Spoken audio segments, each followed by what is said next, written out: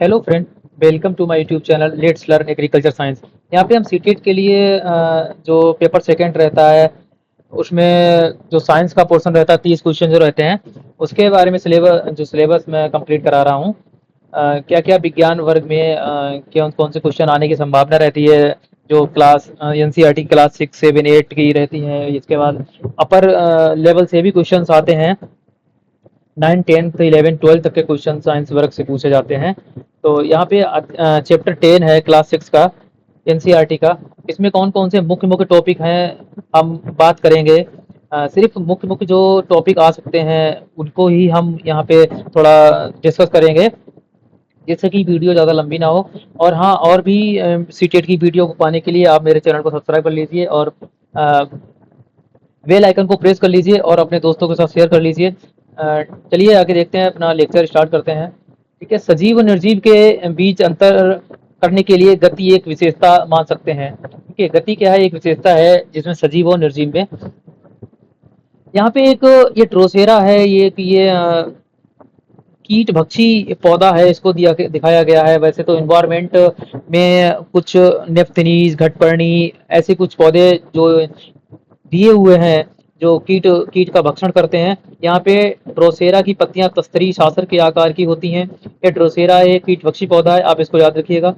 यहाँ पे ड्रोसेरा एक पॉइंट है जो जो अपना न्यूट्रिशन लेता है वो कीटों से लेता है। ठीक है, आगे देखते हैं कौन सा पॉइंट है। श्वसन, श्वास लेना श्वसन प्रक्रिया एक भाग है। ठीक है, पौधे की पत्तियों के सतह पर छोटे छोटे छिद्र होते हैं जिसे रंध्र कहते हैं। ये छिद्र पौधे के शरीर में वायु अंदर लेने और बाहर करने में सहायता करते हैं। शरीर से अपशिष्ट उत्पाद के निष्कासन को उत्सर्जन कहते हैं। ठीक है, उत्सर्जन एक प्रोसेस है जो शरीर से अपशिष्ट पदार्थ हमारे शरीर के बाहर निकलते हैं, वो क्या कहलाते हैं? सभी में एक्सक्रीशन सिस्टम के अंतर्गत आते हैं। उद्दीपन क्रिया क्या कहलाती है? जैसे हम कोई पिन होती है अपने शरीर में एकदम चुभाते हैं तो एकदम से पूरे सेल्स जो है इधर उधर दौड़ने लगते हैं और हमें महसूस होता है कि हमारे कुछ चुभ रहा है। ये क्या है? ये उद्दीपन क्रिया है। जैसे पौधे भी उद्दीपन के प्रति अनुक्रिया करते हैं। ठीक है, उदाहरण छुई मुई। अब छुई मुई तो सभी को पता है, लेकिन इसके अन्य नाम जैसे लजालू, टचमीनॉट या मिमोसा।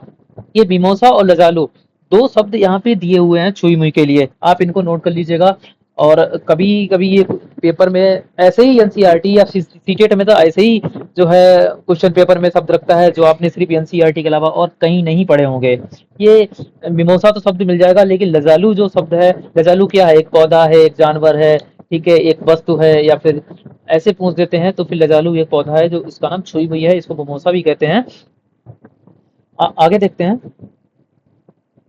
उद्दीपन के प्रति अनुक्रिया करते हैं जो छुई मुई का ये पौधा यहाँ पे दिया हुआ है। सभी सजीव जनन करते हैं। जनन अपनी तरह के नवजातों को जन्म देने की प्रक्रिया है। मृत और मृत और निर्जीव या सजीव में आपको अंतर पता ही है क्या क्या होते हैं। आगे देखते हैं।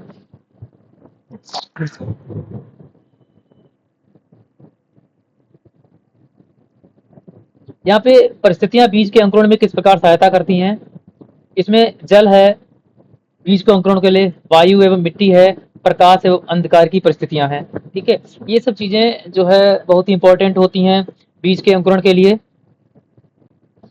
कॉलियस और पिट्यूनिया जैसे कुछ पुष्पीय पौधों में बीजांकुरण के लिए प्रकाश की आवश्यकता होती है। ठीक है, ये तो वैसे तो प्रकाश के लिए कुछ प्रकाश हो कुछ अंधेरा हो, ऐसे बीज ऐसे मौसम में बीज हल्की हल्की मिट्टी डाल के उगाए जाते हैं। लेकिन कॉलियर्स पिट्यूनिया जैसे पुष्पीय पौधों में बीजांकुरण के लिए प्रकाश की आवश्यकता होती है। इन बीजों को मिट्टी से ढकने पर इनका अंकुरण बाधित होता है, यानी कि इनको अगर मिट्टी के ऊपर डाल दी जाए तो फिर ये अंकुरण नहीं करेंगे। कैलेंडुला और जीनिया, ये दो शब्द आप हमेशा याद रखिएगा। ऐसे जो शब्द हैं वो आपको एनसीईआरटी के अलावा कहीं भी नहीं देखने को मिलेंगे। लैंडुला और जीनिया जैसे कुछ पुष्पीय पौधे में बीजांकुरण के लिए अंधकार की आवश्यकता होती है। इन बीजों को पर्याप्त मिट्टी से ढका जाना चाहिए।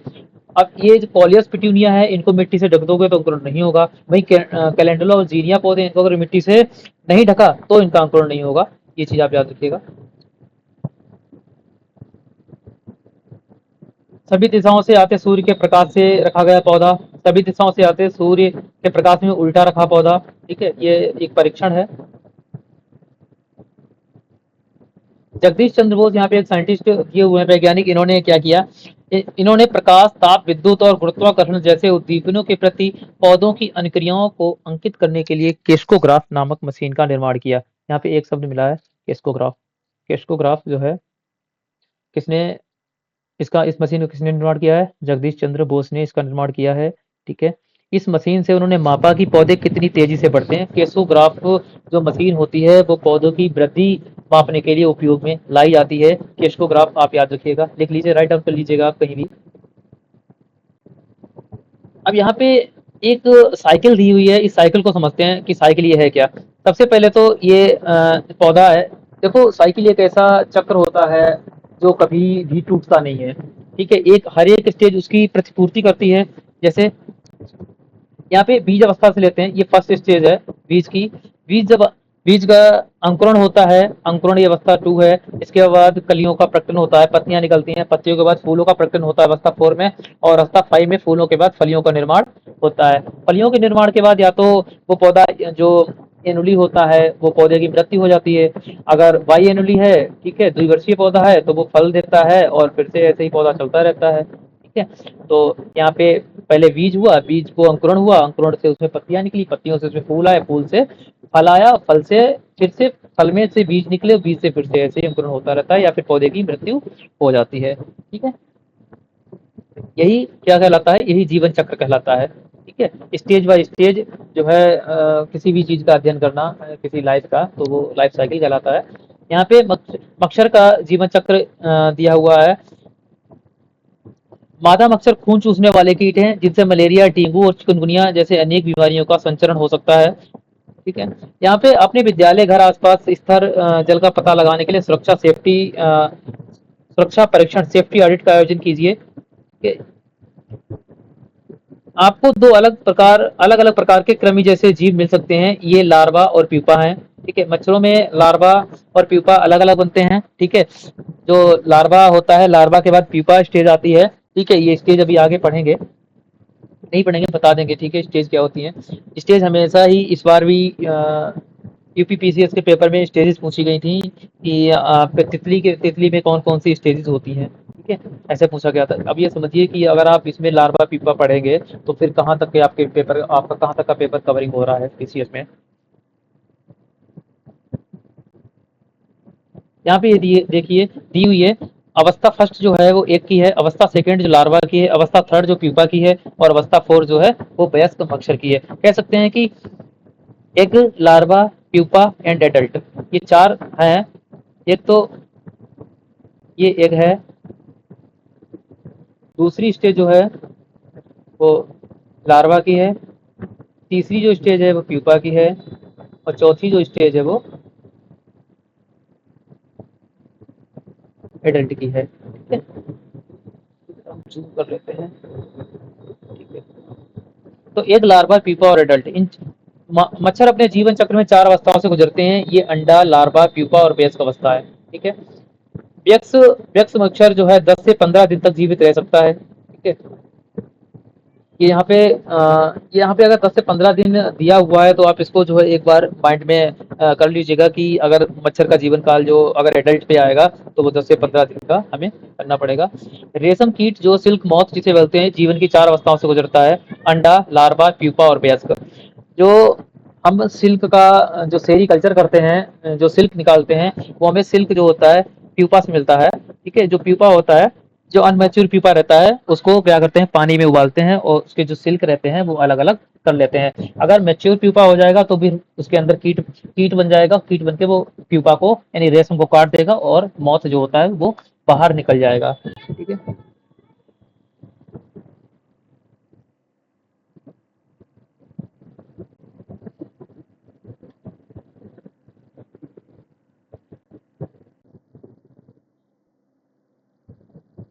कभी कभी आपने देखा होगा कि तालाब के किनारे जल की सतह पर सफेद जैसी जली जैसे किसी पदार्थ का अवलोकन कर सकते हैं। ये क्या होता है, ये जो जेली के समान पदार्थ होता है वो पौधे के साथ भी चिपका हुआ मिल सकता है। ये जेली जैसा पदार्थ होता है, अंडे का समूह होता है, जिसे जलाडक के रूप में जाना जाता है, जलाडक के रूप में जाना जाता है। अब ये देखिए यहाँ पे, ये इसको तालाब में विभिन्न मेढक की अवस्थाएं हैं, ये टेडपोल है, ये जो है एग है, ये जलाडक है, ये एग है, ये एडल्ट है, ठीक है। ये फ्रॉगलेट है। आगे देखते हैं। हाँ। आपको मेढक के जीवन में 4 अवस्थाएँ मिलेंगी। सबसे पहले तो अंडा बनेगा, जो भ्रूण में परिवर्तित है। टैडपोल मिलेगा, जो पूँछयुक्त है, पैर विहीन है, प्रारंभिक अवस्था और पीछे के पैरों सहित बाद की अवस्था। 2 अवस्थाएँ इसमें पाई जाती हैं, ठीक है। मंडकूक है, यानी कि फ्रॉगलेट है। और इसके बाद चौथी जो अवस्था है, वयस्क मेढक है, ठीक है। अवस्था फर्स्ट जो है, जलाडक है, पहले दिन पे। अवस्था फर्स्ट ही इसमें रहती है, भ्रूण जो बनता है 3 से 4 दिन पे।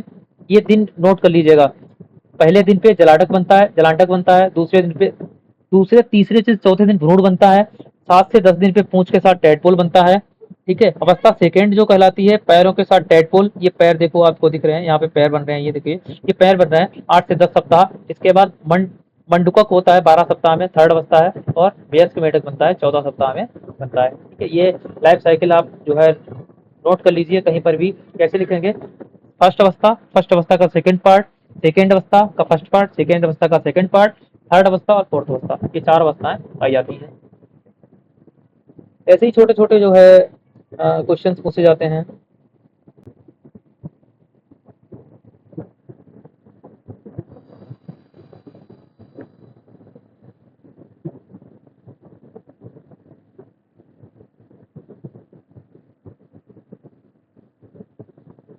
मच्छर अपने जीवन काल में अंडे, लार्वा, पीपा और वयस्क अवस्थाओं से गुजरते हैं। मेढक की जीवन अवस्थाओं में अंडे, टेडपोल, मंडूक, फ्रॉगलेट यानी कि वयस्क अवस्थाएं सम्मिलित हैं, ठीक है।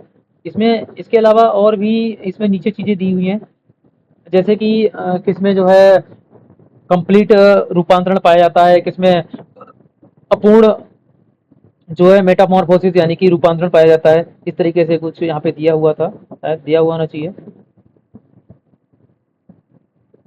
एक तितली, यहाँ पे देखो तितली का जिक्र किया हुआ है और यूपीपीसीएस में तितली का जो है वो आया हुआ है, यानी कि जो ये तितली अथवा पतंगा मौत के जीवन चक्र की कुछ अवस्थाओं का अवलोकन करने का प्रयास कीजिए। तो वहां पे तितली की अवस्थाएं पूछी हुई थी, दी हुई थी, पूछी हुई नहीं थी, दी हुई थी। और उनको एक अरेंज करना था कि पहले लार्वा, पहले अंडा, लार्वा, प्यूपा और एडल्ट, इस प्रकार से उन्होंने दिया हुआ था। उसको अरेंज करना, सीक्वेंस में करना था। उन्होंने अल्टरनेट दे दी थी, उसको सीक्वेंसिंग में लगाना था, ठीक है। आप ये समझ सकते हैं कि एनसीईआरटी का कितना बड़ा महत्व है, ठीक है। अब सेकंड देखते हैं।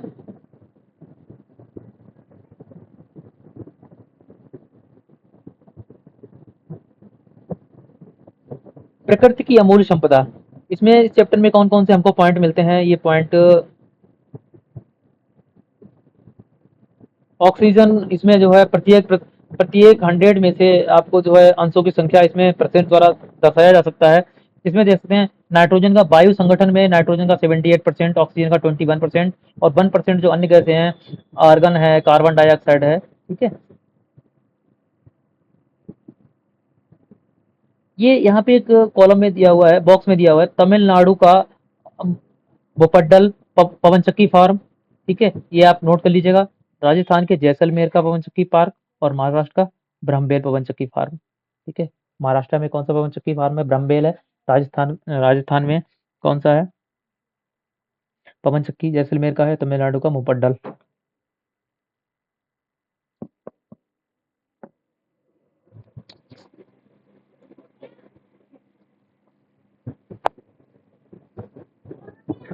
लवड़िया और लवड़िए जो है यहाँ पानी के बारे में बात की गई है कि जो है हम कपड़े धोने के लिए किस प्रकार के जल का इस्तेमाल करते हैं, मृदु है या फिर कठोर है। ये यहाँ पे आप ये तो इतनी जानकारी रखते ही रखते हैं, ठीक है। वर्षा जल संचयन जो है, ये क्वेश्चन अभी पिछली बार सीटेट में पूछा गया था जुलाई में, कि वर्षा का जल संचयन होता है, उससे क्या क्या हम उपयोग कर सकते हैं, क्या क्या उसके लिए फायदेमंद है। ये 4 ऑप्शन दिए हुए थे। अभी जब सीटेट का पेपर एनालिसिस कराऊंगा जुलाई वाला, तो फिर उसमें क्वेश्चन करवाऊंगा साइंस के। साइंस का ये एनालिसिस सिर्फ रहेगा, ठीक है। प्रत्येक वर्ष 22 मार्च को विश्व जल दिवस मनाया जाता है, ठीक है। इसको राइट डाउन कर लीजिएगा। विश्व जल दिवस जो है 22 मार्च को मनाया जाता है।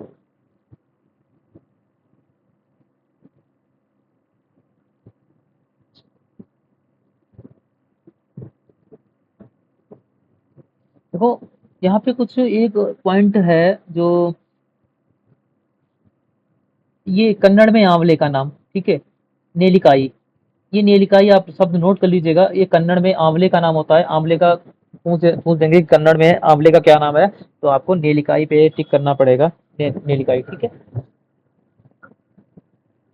ये तो फिलहाल मैं एनसीईआरटी में करा रहा हूँ, ये तो बात को पता लगेगा कि जो एनसीईआरटी से हम करा रहे हैं कितना जो है पढ़ाया हुआ एनसीईआरटी से आता है, ठीक है। इसका जो है एक एनालिसिस करेंगे जब जनवरी में एग्जाम होगा इसके बाद।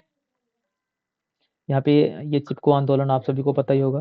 चिपको आंदोलन जो है 1970 में जो है वन बचाने के लिए महिलाओं ने बढ़ चढ़ कर भाग लिया था, ठीक है। ये चिपको आंदोलन को आप याद रखिएगा 1970 में। मृदा चट्टानें और खनिज, प्राइमरी चट्टानें, सेकेंडरी चट्टानें, ठीक है, ये भी पूछी जाती हैं।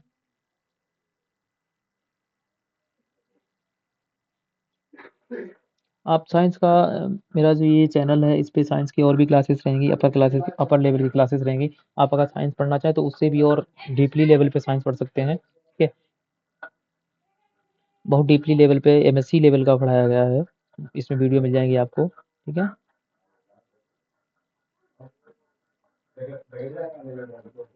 जीवाश्म ईंधन क्या होते हैं?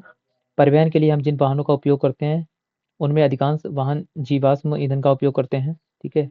जीवाश्म ईंधन जैसे कि पेट्रोल हो गया, डीजल हो गया, ठीक है, कोयला हो गया, ये जीवाश्म ईंधन है। पेट्रोल, डीजल तथा मिट्टी का तेल पेट्रोलियम से प्राप्त होता है।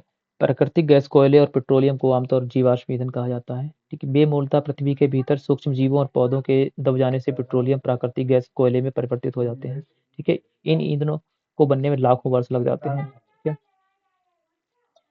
प्रमुख कोयला उत्पादक राज्यों का पता लगाइए और उन्हें मानचित्र पर चिह्नित कीजिए।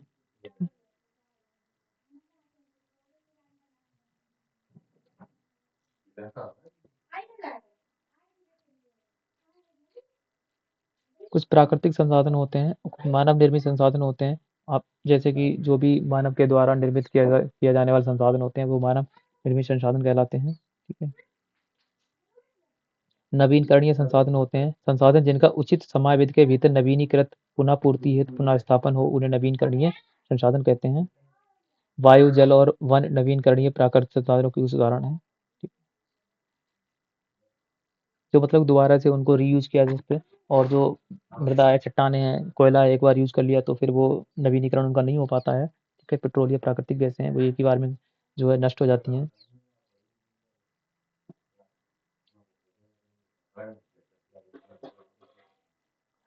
यूपी जो यूपी टेट रहता है उसमें कुछ क्वेश्चन सीधे से उठा लिए जाते हैं कि पृथ्वी प्रत्येक मनुष्य की आवश्यकता की पूर्ति के लिए पर्याप्त संसाधन उपलब्ध कराती है, लेकिन प्रत्येक मनुष्य के लालच को पूरा करने के लिए नहीं। ये सीधे से स्टेटमेंट दिया रहेगा और दिया रहेगा किसने दिया, तो ये आप राइट डाउन कर लीजिएगा। एम के गांधी जी ने, जो मोहनदास करमचंद गांधी जी हैं, उन्होंने ये सेंटेंस या ये वाक्य दिया है, ठीक है। प्रमुख शब्द है, सारांश दिया हुआ है यहाँ पे।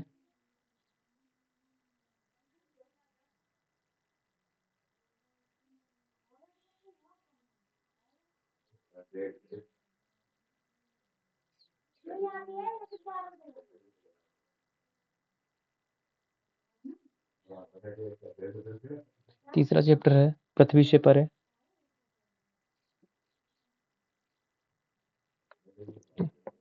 इसमें हम बहुत सारी जानकारी हमें मिलेगी इस चैप्टर के अंतर्गत। यहाँ पे तारों का ग्रह के बारे में, रात्रि आकाश का एक भाग है, ठीक है, इसके बारे में बताया गया। विभिन्न संस्कृतियों ने तारामंडल के परिसीमाओं को अलग अलग ढंग से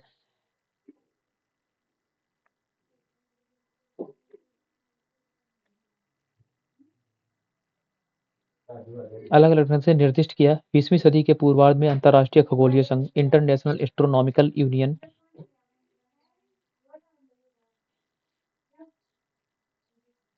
ने अंतर्राष्ट्रीय सहमति से तारामंडल की परिसीमाओं को परिभाषित किया।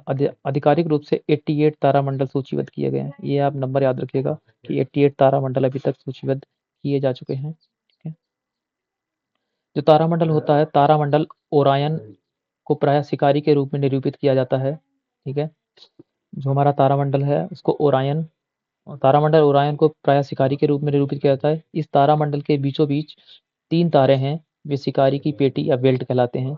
कुछ लोग कल्पना करते हैं कि शिकारी ओरायन एक बैल, वृष या टॉरस से युद्ध कर रहा है। जो ओरायन है, एक व्हेल जो है वो एक व्हेल से जो वृषटारस से युद्ध कर रहा है, तथा ओरायन का कुत्ता तारामंडल जिसे कैनिस मेजर कहते हैं उसके पीछे चल रहा है। ये सब सभी पूछे जाते हैं। ओरायन का कुत्ता है उसका क्या नाम है? Canis Major. कैनिस मेजर तारामंडल का तारा लुब्धक। जो कैनिस मेजर है उसका जो कैनिस मेजर तारामंडल है उसका तारा एक है लुब्धक। लुब्धक तारा जो है किसका है? कैनिस मेजर का है। रात्रि आकाश के रात्रि आकाश का सबसे चमकीला तारा है। ठीक है, ये पॉइंट है, कुछ याद रखिएगा कि पूछा जाता है ओरायन, ओरायन के कुत्ते का क्या नाम है। ठीक है, तो कैनिस मेजर या कैनिस मेजर का सबसे चमकीला तारा कौन सा है? लुब्धक। या लुब्धक जो है किसका तारा, किस तारामंडल का भाग है? तो फिर कैनिस मेजर का। ठीक है, देखो यहाँ पे ये कैनिस मेजर है, ये लुब्धक ये है जिसको सीरियस भी बोलते हैं, ये ओरायन है, ये ब्रेस्टारस है। ठीक है, ये लुब्धक, आद्रा, बीटलूस, ये ओरायन है, ये रोहिणी, अल्डेबरान, जो वृषभ टारस जो बताया था, ये वैल, ये कृतिका, प्लायोडिस।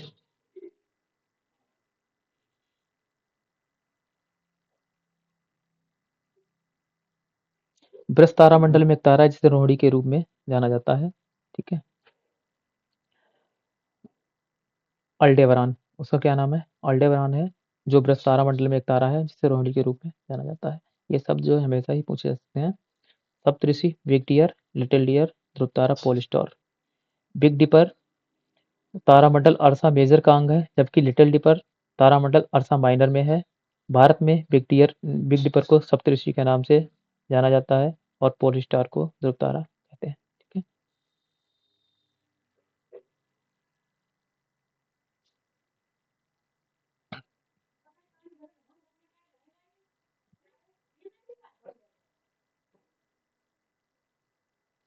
एक ये यहाँ पे कभी कभी पूछ देता है एज ए साइंस में कि कौन सा ऐप किसके लिए उपयोग किया जाता है। तो एक स्काई मैप है जो मोबाइल के लिए है, और स्टेलेरियम जो एक ऐप है, इसका कंप्यूटर का रूपांतर है जो अनेक विशेषताओं से युक्त है। इसे निःशुल्क डाउनलोड किया जा सकता है, आप इसको करके देखिए और चला के देखिए, क्या बहुत ही अच्छा है ये एक ऐप स्टेलेरियम, जो कंप्यूटर का रूपांतर है। उसमें बहुत सारी सुविधाएं दी हुई हैं हमें, जो भी एस्ट्रोनॉमिकल जानकारी के लिए।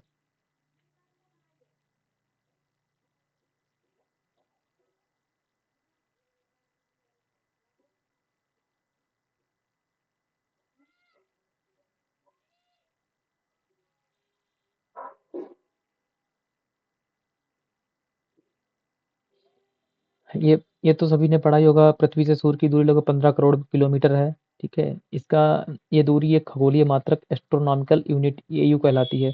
ये शब्द एयू आप जो है नोट कर लीजिएगा कि जो दूरी है या खगोलीय मात्रक जो है उसको एयू कहलाता है। ठीक है,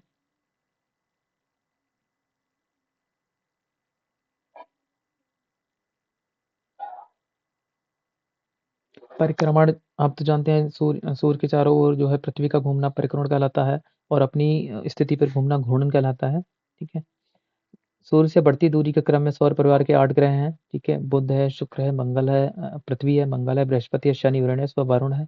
ठीक है, सूर्य के निकट 4 आंतरिक जो ग्रह हैं वो बुध, शुक्र, पृथ्वी और मंगल हैं। ये चारों ग्रह आकार में छोटे हैं, इनकी सतह ठोस और चट्टानी है। ठीक है, यहाँ पे ये फिगर दिया हुआ है, ये क्षुद्र ग्रह पट्टिका है, जो है बृहस्पति के बाद है और बृहस्पति मंगल के बीच में है। और ये बुध है, शुक्र है, पृथ्वी है, मंगल है, बृहस्पति है, शनि है और यूरेनस है और वरुण है।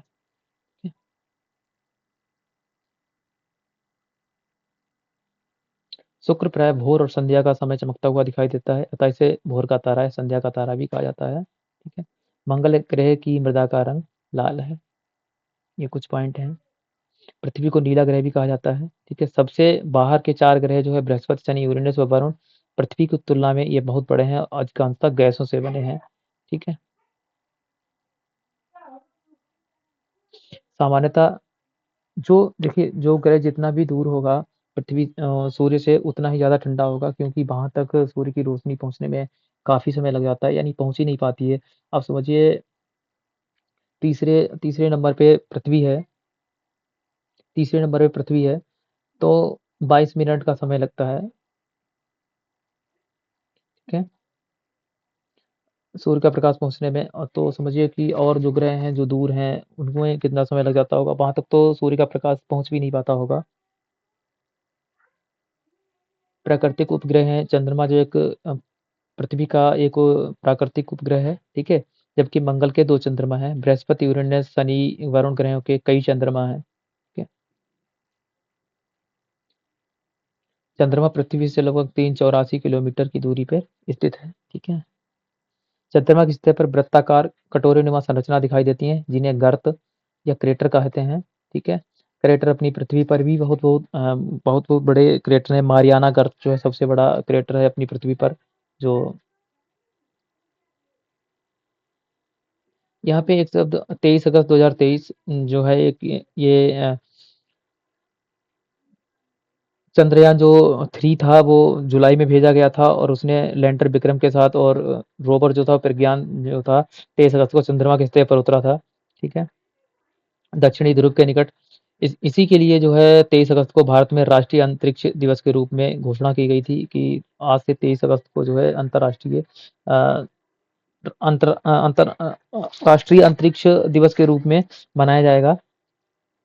राष्ट्रीय इसलिए अंतर्राष्ट्रीय नहीं, राष्ट्रीय है। धूमकेतु हैं, ठीक है? धूमकेतु जो होते हैं वो धूल, गैस, पत्थर के टुकड़े और बर्फ के बने होते हैं, ठीक है?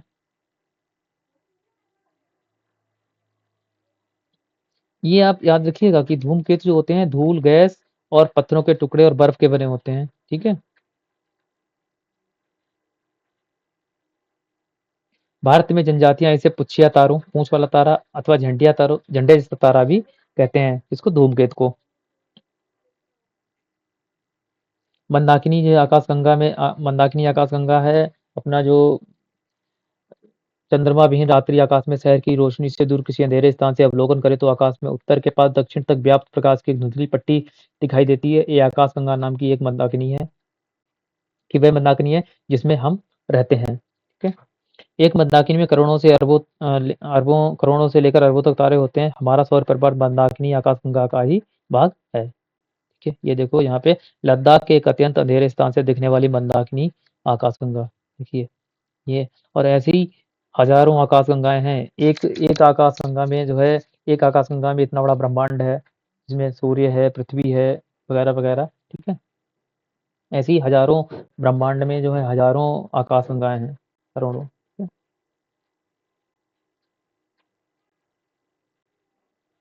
आज के लिए इतना ही, सारांश के देख लेते हैं। अगर आपको वीडियो मेरी पसंद आई हो तो ज़रूर इसको शेयर कर दीजिएगा, चैनल को लाइक करके सब्सक्राइब कर दीजिएगा और जो भी वीडियो है वो शेयर करते रहिएगा, ठीक है? ये तो सभी को पता है चंद्रमा 27 दिन में पृथ्वी की एक परिक्रमा पूरी करता है, ठीक है? और भी जो बच्चे हैं सीटेट के जो साइंस की तैयारी कर रहे हैं, यहाँ पे प्राइमरी, जूनियर से लेकर के जो भी सभी बुकें हैं, चाहे वो 9th की हैं, 10th की हों या फिर जो है 11th 12th की हों, चाहे वो साइंस की हों, और एग्रीकल्चर की स्पेशली यहाँ पे क्लासेस बीएससी की चलती हैं, प्लांट पैथोलॉजी और एंटोमोलॉजी की। अगर आप डीपली साइंस पढ़ना चाह रहे हैं तो वहाँ पर जाके आप प्लेलिस्ट को चेक कर लीजिएगा। प्लेलिस्ट को चेक करने के बाद उसमें देखिए कि जो भी आपके लाइक मटेरियल हो उसको आप स्टडी ज़रूर करिएगा, ठीक है? इसी के साथ हम अब यहाँ पे लेक्चर को विराम देते हैं। Thank you. Have a nice day.